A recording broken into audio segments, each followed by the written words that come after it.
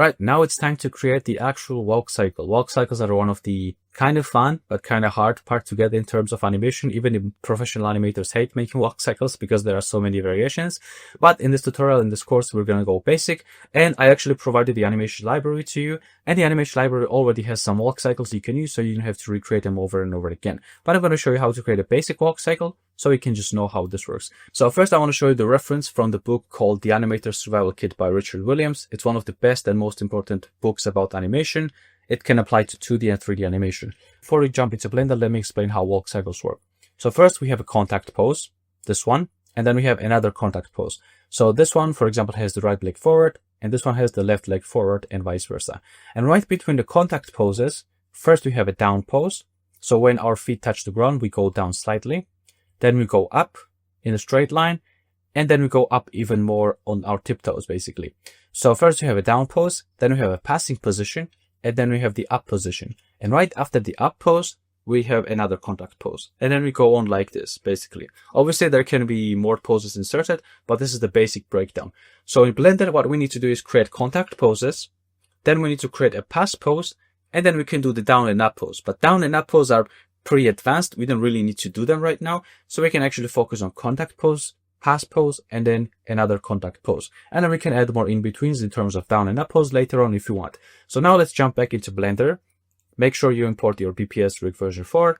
Make sure you have 30 FPS set. You can be in Eevee or Cycles, it doesn't really matter. Turn on auto keyframing and turn on location, rotation, and scale. And now we can begin. So first I'm going to select all the bones which are going to be keyframed. So I'm going to select the feet, select the hands, select the body, and select the head. Now I'm going to press on I and set a keyframe, and then turn on the auto keyframing as well. So what we need to do is create a slow walk cycle. I think I'm going to stay from frame 0 to frame 40, which is going to be a little bit more than 1 second, but I think it's going to be enough for our slow, nice looking walk cycle. So what I'm going to do now is follow the reference. So I'm going to provide some reference images, and now we can follow it. So let's start creating the first contact pose. I'm going to select this leg, click on 3 to go to the side view. And now I'm going to move the leg forward, move the other leg, move the left leg backwards like this, select the body, and basically we're going to try to create the first contact pose. I'm going to move it down like this, maybe bend it forward slightly, but not too much. Bend the torso as well. And now remember that in walk cycle, if the right leg is forward, then the right hand is backwards. It basically goes in the opposite direction. The feet and hand realistically go back in the opposite directions. So I'm going to move the right hand backwards, move the left hand forward, and make sure you record the poses from all angles. So maybe bend it like this, bend it like this. Our X, move it forward, move it down slightly. And now let me tell you about the head. So we can actually animate the head, but we don't have to. In terms of walk cycles, what we can do is make the head stay forward all the time, because when we're usually walking, we try to look at the target. I mean, sometimes we're looking around, but generally when the character is walking, they want to look forward to focus on the target, right? So if I select my body, for example, and move it, you can see the head follows it. But that's not exactly what we want in this case. So what we can do is we can actually ignore the head. We don't have to animate the head at all. So once you select the head, make sure you go to the bone settings over here, bone properties, expand relations, and then turn off inherit rotation. And now watch what's going to happen. If I select the body, you can see that no matter where I move, the head is always going to look forward. I can do the same thing for the pelvis, for example. And then the head is always going to look forward, which is very, very good, and which is exactly what we want. So now I'm going to select the head, and I'm just going to delete the keyframes because we don't need to animate the head for this chapter. So now what we can do is create another contact pose. So once you're happy with this contact pose, select all the keyframes which you want to be mirrored on the other side. So I'm going to select the body, the hands, the legs. Don't select these legs because these are not animated. We need the IK legs.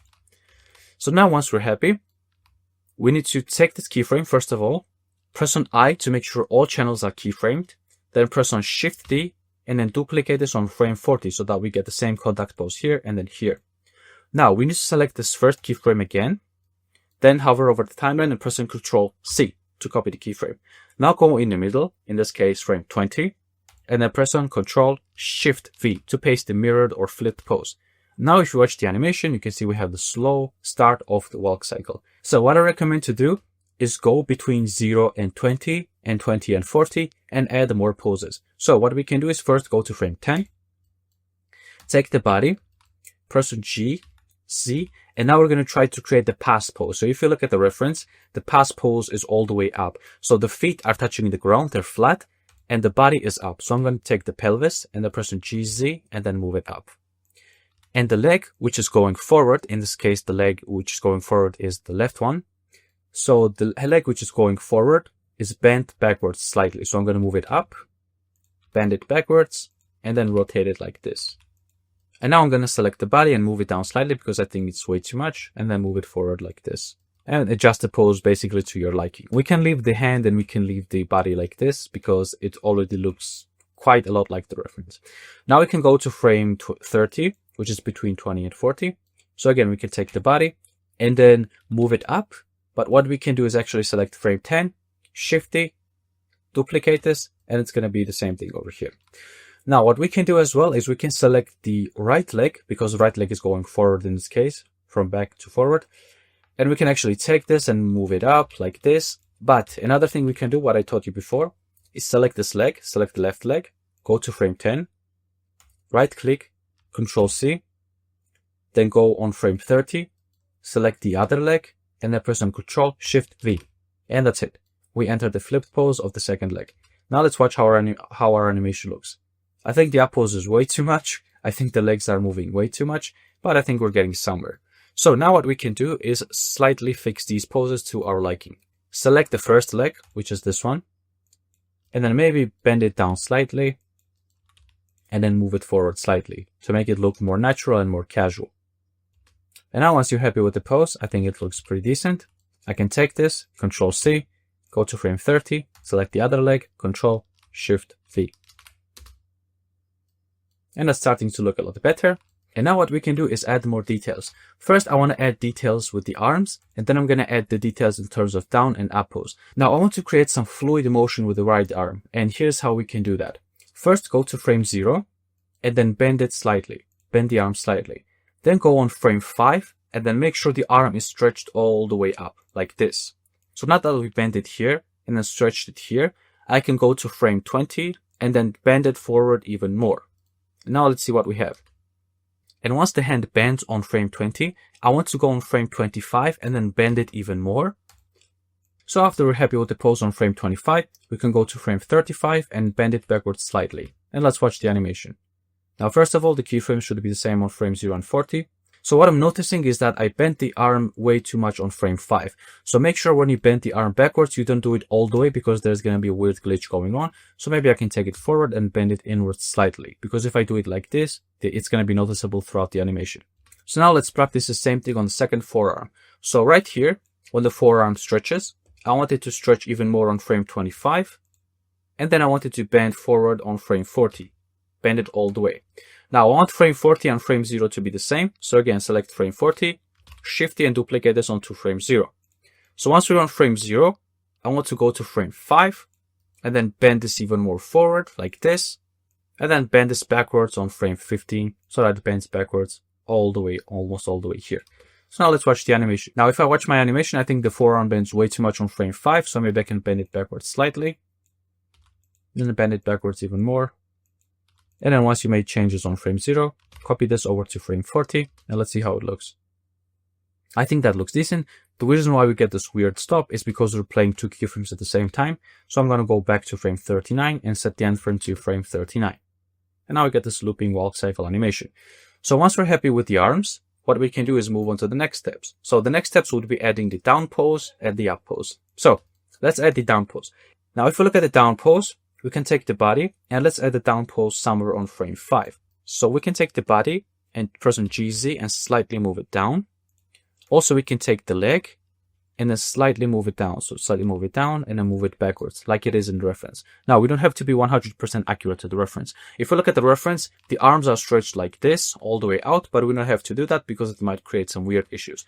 So let's just focus on the body only. Let's just focus on the pelvis. So move the pelvis down slightly. And then I think I'm happy with the down pose here. So once we're happy with the down pose, we need to create an up pose. So the up pose should be here. Since down pose is frame 5, pass pose is frame 10, we can do the up pose on frame 15. So go to frame 15 and let's try to recreate the up pose. So the character is standing on the tiptoes on the reference, but we don't have to do that again because it might create some weird issues later. So I'm going to take the body, move it up even more, take the leg, move it up even more, and then move it forward. And let's watch the animation. Already we have a lot of detail. So now we can go back to our down pose, which is this one. Select the leg, press on Ctrl C, then go to the next down pose, which is supposed to be frame 25. Select the other leg and then press on Ctrl Shift V so that we create a down pose position. Now I'm going to select the pelvis, select frame 5, and then press on Shift D and duplicate this onto frame 25. Because frame 5 is the down pose and the frame 25 is also a down pose, but it's mirrored and it's on the other side. And now we need to create an up pose. So go to frame 35, select the first up pose, which is frame 15, click on Shift T, and we can keep the pelvis motion exactly the same. We don't have to mirror anything with the pelvis. So Shift T, place it over here. And now we need to mirror the legs. So go to frame 15, select the left leg, select this keyframe, press on Ctrl C. Now go to frame 35, select the right leg now, and then press on Ctrl Shift V. And now we just inserted the flip pose of the other leg. And now let's see what happens. Already the animation looks more realistic, but it's still a bit jittery. Now we can fix this jittering later on, but what I want to show you is first how to make more fluid motions with the torso, because torso is not animated at all right now. So what we can do right now is right on frame 10 on the pass pose, I can take the torso and move it up slightly. So I'm going to press on GZ and move it up so that we create a tiny amount of stretch. We can also press on RX and then move it backwards like this. And we can go to frame 20 and then maybe move it down. So RX, move it down. And then since we moved it down on a contact pose, we can select frame 20 and copy this onto first keyframe and then copy this onto the last keyframe as well. If we're happy with how frame 10 looks, I can select this and copy this onto frame 30. And we just added very subtle motion to the torso. Now let me show you one more thing you can do. So you can work on your pelvis and you work on your torso basically. So I'm going to take my torso, for example, and now I'm going to move it in the direction of the leg which is going forward. So now since the right leg is going forward, I'm going to take the torso, press on RZ, and then rotate it towards the leg which is forward. Now I'm going to take the pelvis and do the opposite. So I'm going to move it slightly. So RZ and then rotate it slightly towards the leg which is going backwards, in this case the left leg. So now I'm going to take this, for example. I'm going to select the frame on 0, Shift D, copy this onto the last frame, then click on Ctrl C, go here on the middle, and then click on Ctrl Shift V. So now let's watch our animation again. You can see it looks a little bit better. The body's moving around with the legs, and that looks pretty cool. And that's called the contrappasto, which you can add on your walk cycles. And there we go. That's our first walk cycle. Congratulations on creating it. In the next lecture, I'm going to show you a bit more advanced stuff with the graph editor. So if you're excited, let's get started.